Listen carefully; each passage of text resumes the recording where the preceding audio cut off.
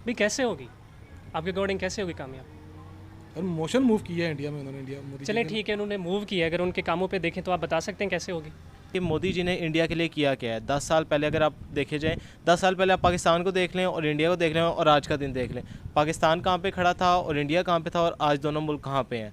क्योंकि मोदी जी को 8 साल हो गए हैं, 8 साल उन्होंने खाली अपने मुल्क में ना काम कराया। उसने हुकूमत की है, तो जैसे उसकी प्रोग्रेस रही है, तो मेरे अंदाज से अगर वहाँ पे एजुकेटेड लोग बैठे हैं, पार्लियामेंट में एजुकेटेड लोग हैं, तो वो उनके खिलाफ जा ही नहीं सकते। डालेंगे मोदी जी को, वोट डालेंगे। भाई मैं जहाँ तक कहता हूँ ना, तो यंग जनरेशन को तो वो गॉड फादर है, ठीक है। यूएसए में वहाँ पे डोनाल्ड ट्रंप है, ये इंडिया का डोनाल्ड ट्रंप है। इंडस्ट्री के हिसाब से अगर आप देख लेना, तो मैं तो पाकिस्तान वालों को यही कहूँगा कि भाई आप लोग वीज़े लगवाओ, वहाँ पे इंटर्नशिप्स करने जाओ, ठीक है। इतनी हाई लाइक टेक्नोलॉजी की डेवलपमेंट है। आज़म एशिया के अंदर सबसे ज़्यादा डेमोक्रेसी के अंदर है, ठीक है। पाकिस्तान की तरह नहीं है कि आप कोई भी उठ के किसी के खिलाफ कुछ भी कर देगा और उसके अनएक्सपेक्टेड रिजल्ट्स निकलना स्टार्ट हो जाएंगे, ऐसा बिल्कुल भी नहीं है। अस्सलाम वालेकुम। वालेकुम सलाम। अस्सलाम वालेकुम। वालेकुम सलाम। आपका नाम? मोहम्मद तैयब। मोहम्मद तैयब, मोदी जी के खिलाफ इंडिया में एक नो कॉन्फिडेंस मोशन मूव की गई है, तो आपके ख्याल में जो ये मोशन है, ये मोदी जी के खिलाफ कामयाब होगी कि नहीं होगी? नहीं, मुझे नहीं लगता ये कामयाब होगी, क्योंकि अगर आप रिसेंटली देखें ना पास्ट में, तो आज से 10 साल पहले कहाँ पे इंडिया था और आज कहाँ पे खड़ा है। क्योंकि मोदी जी जब आए थे, ठीक है, अब उन्होंने आके इंडिया में जो भी है, चाहे हम कहें कि मुसलमानों पे जुल्म हो रहा है, जो भी है। भी कैसे होगी आपके अकॉर्डिंग, कैसे होगी कामयाब? और मोशन मूव किया है इंडिया में उन्होंने, इंडिया मोदी जी चलें ने। ठीक है, उन्होंने मूव किया है, अगर उनके कामों पे देखें तो आप बता सकते हैं कैसे होगी? इस टाइम वहाँ की जो पॉपुलेशन है, वो अगर आप देखे जाएँ तो मुझे एग्जैक्ट फिगर्स नहीं पता, अराउंड में बी लाइक 85-80% जो है ना, वो इस टाइम हिंदू और दूसरे जो है मज़हब उन पे है। जो मुस्लिम है वहाँ पे वो अक़लियत में आ जाते हैं, वो इस टाइम अराउंड 20 या 25 समथिंग इतने ही रेशियो पे हैं। अब अगर देखा जाए तो वहाँ पे मेजॉरिटी जो है वो इस टाइम मोदी जी के साथ हैं, ठीक है। उन्होंने वोट ऑफ, अगर वो जिस तरह वोट ऑफ नो कॉन्फिडेंस उनके खिलाफ मूवमेंट अभी रेज़ हुई है, ये रेज़ होके आगे जानी ही नहीं है। ये मेरे नज़दीक जो है ना, जो जहाँ तक मेरा पॉइंट ऑफ व्यू है, इसने पहले ही दब जाना है या ख़त्म हो जाना है, कोई इशूज़ बन जाएंगे, ठीक हो गया।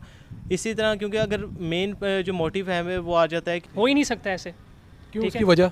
उसकी वजह ये है कि देखिए, अगर आप जो है ना, पहले अगर आप 10 साल पीछे चले जाए ना, और 10 साल और आज का आप कंपैरिजन करें ना, आपको खुद ब खुद समझ आ जाएगी कि क्या मोदी ने क्या काम किया। तो मेरे ख्याल से ये नहीं है कि ऐसे ही आप मूवमेंट चलाओगे और उसको हटा दो, ऐसा नहीं है बिल्कुल। क्योंकि उसने जो इंडिया के अंदर प्रोग्रेस की है ना, वो एक नेक्स्ट लेवल पे की है, ठीक है। हालांकि पाकिस्तान और इंडिया एक एक साथ हैं, सिर्फ बॉर्डर का फ़र्क है, ठीक बिल्कुल है। हमारी ऐसे ही। मिट्टी सब कुछ सेम है। बिल्कुल ऐसे और ही। आज़म एशिया के अंदर सबसे ज़्यादा डेमोक्रेसी के अंदर है, ठीक है। पाकिस्तान की तरह नहीं है कि आप कोई भी उठ के किसी के खिलाफ कुछ भी कर देगा और उसके अनएक्सपेक्टेड रिजल्ट्स निकलना स्टार्ट हो जाएंगे, ऐसा बिल्कुल भी नहीं है। भाई ये एक अलग बात है कि उन्होंने ना मुसलमानों पे जुल्म हुए हैं, ठीक है। वो समथिंग लाइक दैट बीजेपी जो थी उनकी may be like political party थी समथिंग, उनके अलग जो हैं वो मामलात हैं, वो सारे हैं, दैट्स अ डिफरेंट थिंग। मगर उन्होंने अपने मुल्क में काम करवाया है, तो ये मुझे नहीं लगता कि ना उनका होगा कि उन पे वो आगे से अब उनको, जिस तरह पाकिस्तान की हुकूमत में हुआ था आज से 1.5 साल पहले इमरान खान की गवर्नमेंट को हटाया गया था, मुझे नहीं लगता वो उनको हटाया पाया जाएगा। तो क्या रीज़न? वहाँ पे जो भी रिजल्ट्स होंगे कैलकुलेटेड होंगे, ओके। उसके साथ साथ ये भी है, जिस तरह उसकी प्रोग्रेस रही है 10 साल के अंदर, 8 साल में भी उसने हुकूमत की है, तो जैसे उसकी प्रोग्रेस रही है, तो मेरे अंदाज से अगर वहाँ पे एजुकेटेड लोग बैठे हैं, पार्लियामेंट में एजुकेटेड लोग हैं, तो वो उनके खिलाफ जा ही नहीं सकते, ठीक है। बाकी जो और रीजंस होती हैं वो तो आपको पता है, अगर दो पार्टीज़ हैं तो कुछ लोग उसके खिलाफ होते हैं, कुछ लोग उसके खिलाफ होते बिल्कुल हैं। ऐसे ही। नहीं, यानी कि मोदी ने अपने मुल्क के लिए क्या किया है कि यानी कि जिस पे आप कह रहे हैं कि जी नहीं, नहीं ये कामयाब होगी, क्या उन्होंने अपने मुल्क को कुछ इस टाइप की चीज़ प्रोवाइड की है, या कोई इसकी कंट्री की जो तरक्की हुई है उस हवाले से आप कुछ बताना चाहेंगे? आप बेसिकली सिंपल सी एक मैं आपको मिसाल देता हूँ, पाकिस्तान में आईटी का अगर आप उठा के देख लें, यहाँ पे फ़ैसले किए जाते हैं पाकिस्तान में, सिंपल सी बात है, शॉर्ट टर्म बेसिस पे, यानी 1 साल का कर लिया कि चलें 1 साल के लिए ये करके देखते हैं, यहाँ पे ये फ़ायदा आ जाएगा, ये आ जाएगा। जबकि इंडिया में अगर आप जाते हैं वहाँ पे देखें तो वहाँ की गवर्नमेंट जो है, जो फ़ैसले करती है या कोई एक्शन लेती है, वो लॉन्ग टर्म बेसिस पे लेती है।